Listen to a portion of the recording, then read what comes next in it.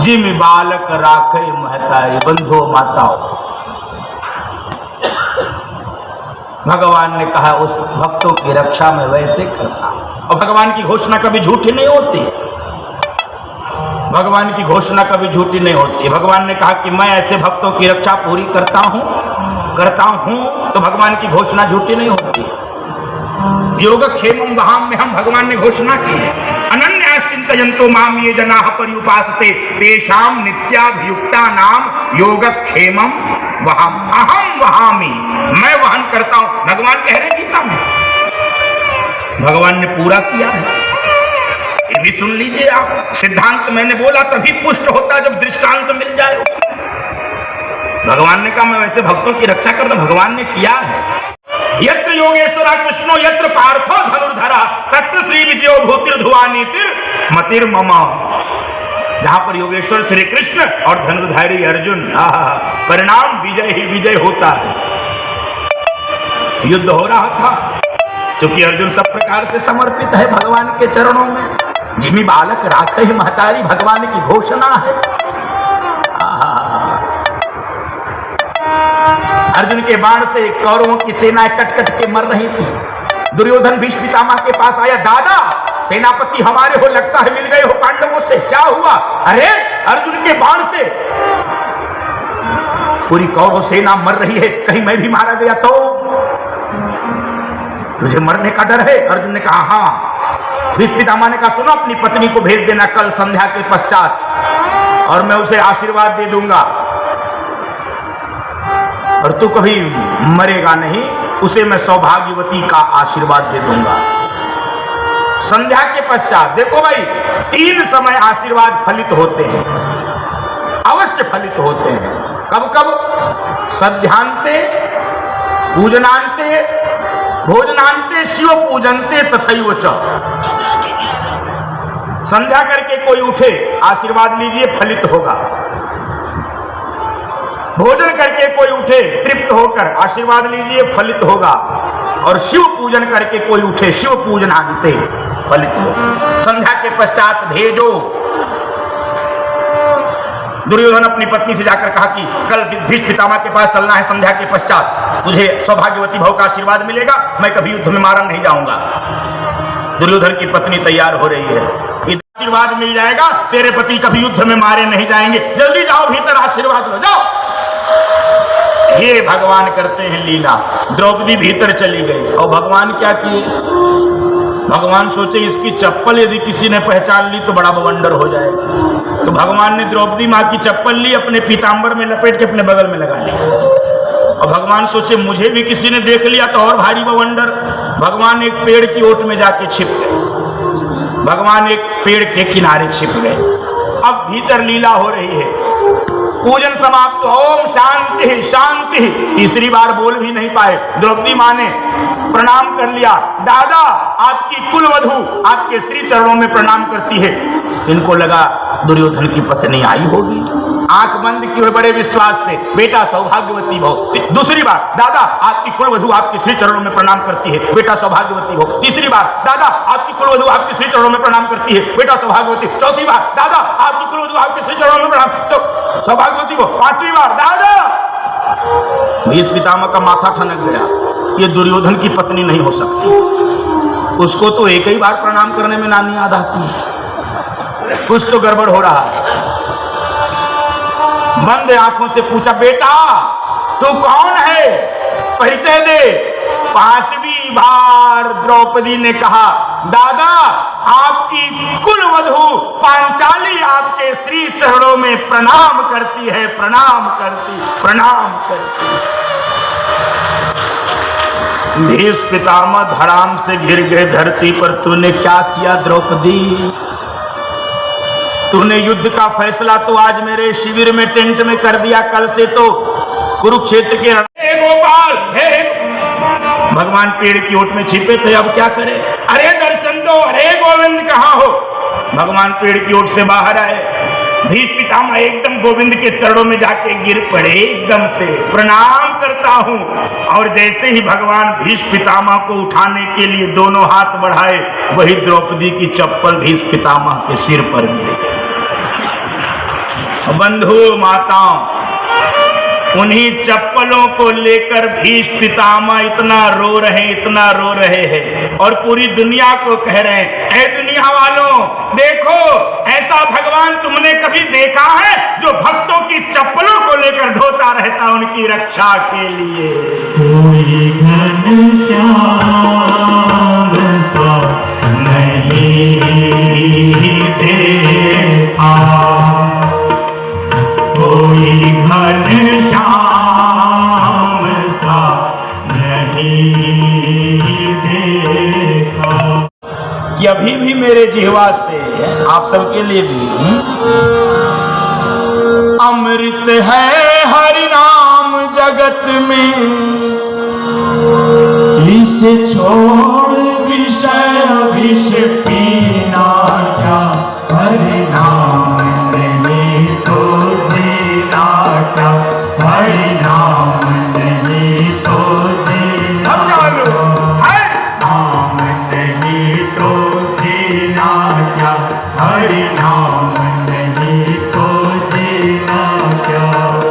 अमृत है हरि नाम जगत में, अमृत है हरि नाम जगत, इस छोड़ विषय विष पीना क्या, हरि नाम नहीं तो जीना। जरूर करूंगा। मनु महाराज तो चले गए छोड़कर, हम सब छोड़कर न जा पाए तो कम से कम जहां पर रह रहे हैं, मनु महाराज कहां गए? बंधु माताओं, मनु महाराज सबको छोड़कर कहां गए? तीरथ वर नए विष दीक्षा, तीरथ वर नए विष दीक्षा, अति पुनीत साधक सिद्धि दाता, अति पुनीत साधक सिद्धि दाता। नैमिषारण्य चले गए, तीर्थ में चले। मेरी प्रार्थना है, हम सब लोग छोड़ के तीर्थ में सदा सदा के लिए नहीं जा सकते, और मैं तो कह रहा हूं जाना भी नहीं चाहिए। तीर्थ आ जाती है, और हमने सुना है जो गाड़ी लंबे समय तक वर्कशॉप में खड़ी रहती है, मैकेनिक असली पुर्जे निकाल लेते हैं, नकली फिट कर देते हैं। बंधु माताओं, हाँ, नकली न फिट हो जाए, इसलिए हम सबके लिए सूचना क्या है? तीर्थ में जाइए और आइए। वास्तव में अस्थाई तीर्थ किसी को बनाना है, अपने घर को, अपने कमरे को अस्थाई तीर्थ बनाइए, स्वयं परमात्मा वहां पर आ जाएंगे दौड़कर मिलने के लिए। सच्चिदानंदा सुमिरहि ब्रह्म सच्चिदानंदा, करही आहार शाक फल कंदा, शाक और फल खाते हैं, द्वादश अक्षर मंत्र का जाप करते हैं। मैं आपसे कहूं शाक और फल खा के जीवन चलाइए, मैं ही नहीं चला पाता हूं, आपसे क्यों कहूं? ये तो झूठी बात हो जाएगी। वो सतयुग था, उस समय हो गया होगा, इस समय तो शाक और फल खा के चलेगा। यहां पर एक शब्द है, ध्यान दीजिए, करही आहार। आहार शब्द बड़ा वैज्ञानिक है, बड़ा व्यापक है। मानस में तो कई प्रकार के आहार की चर्चा है। करही आहार, आहारा की भी चर्चा है। आज सुरन मुहिदीन आहारा, भोजन की भी चर्चा है। भोजन करत बोल जब राजा, और प्रसाद की भी चर्चा है। 4 प्रकार के आहार होते हैं, कभी समय मिलेगा तो विस्तार से बताऊंगा। बंधु माताओं, सुबह शाम जो आहार ग्रहण करते हैं, जो चौके में बनता है, वो शुद्ध चाहिए, सात्विक चाहिए, कम तला भुना चाहिए, कम मिर्च मसाले वाला चाहिए।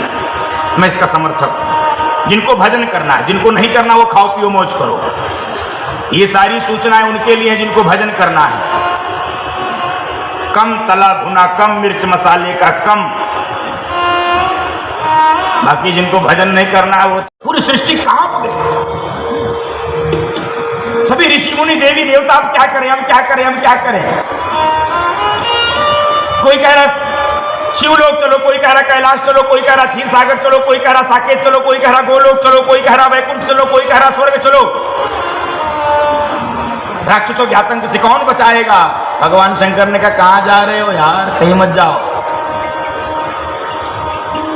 इन सब घरों में ताले पड़े हैं, तो क्या करें? कह रहे हैं सृष्टि के कण कण में परमात्मा रहता है। हरि व्यापक सर्वत्र समाना, हरि व्यापक सर्वत्र समाना, प्रेमत प्रगट होहि मैं जाना, दिन थे हरि भई आए। भगवान गर्भ में आ गए बंधुओं माताओं। गर्भ स्तुति हुई है भगवान कृष्ण जब आए थे माँ देवकी के गर्भ में। स्वागतम कृष्ण, स्वागतम कृष्ण। भगवान आज कौशल्या माँ के गर्भ में आ गए हैं, उर से उदर में आ गए हैं प्रेम के।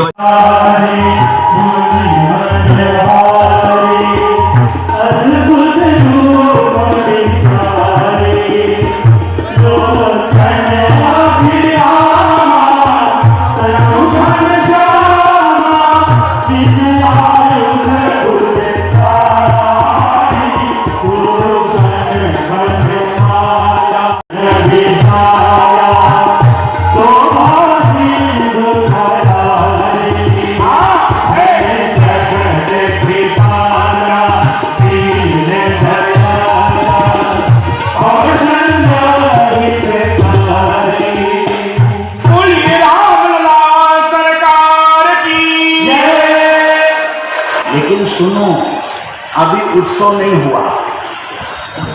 भगवान जब प्रकट हुए चतुर्भुज नारायण के रूप में, हमने सुना संतों के मुख से मैया रूठ के भवन से बाहर जाने लगी। भगवान ने लहंगा पकड़ लिया। अभी तक तो रो रही थी आए नहीं, अब आ गए तो जा कहां रही हो? मैया ने कहा सुनो प्रभु, बेटा बनकर आने के लिए कहते बाप बनकर नहीं। ये चार चार हाथ लेकर आए हो, कहां ऑपरेशन कराएंगे? ये हाथ कम करो, बेटे के रूप में आओ।